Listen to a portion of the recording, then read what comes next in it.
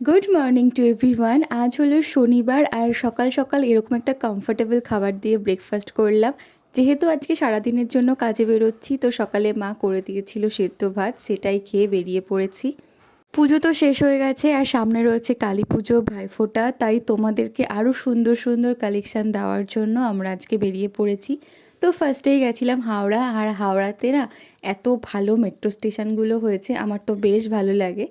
তো যেতে যেতে একটু খিদেও পাচ্ছিল, আর ট্রেনে বসে একটু চুটুর পুটুর না খেলে ভালোও লাগে না, তো খেলাম এই চিপসটা।